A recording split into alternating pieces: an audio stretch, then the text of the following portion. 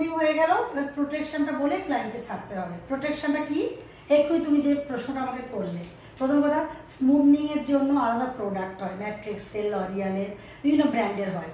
তো সেখানে ম্যাট্রিক্সের হলে ম্যাট্রিক্স বা স্মুথনিং শ্যাম্পু, মাস্ক হলে খুব ভালো হয়, কন্ডিশনার কাজ করবে না, মাস্ক আর সেরাম স্মুথনিং হেয়ারে ওটা ইউজ করতে হবে।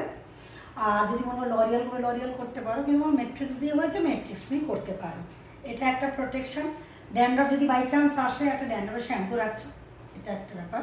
সেকেন্ড যেটা তুমি আমাকে প্রশ্ন করলে যে আমি এবার কি মানতে পারি, স্মুথনিংয়ে যে প্রোডাক্টটা পড়লো এটা এখন আগে 72 ঘন্টা বলা হতো, এখন 48 ঘন্টা কাজ করে প্রোডাক্টটা চুলের মধ্যে।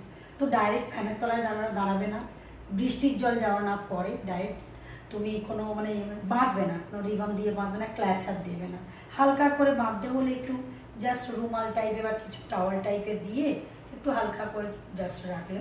আর ডাইরেক্ট এখান থেকে জল ঢালবে না, মুখে টাওয়াল দিয়ে মুখ মুছবে।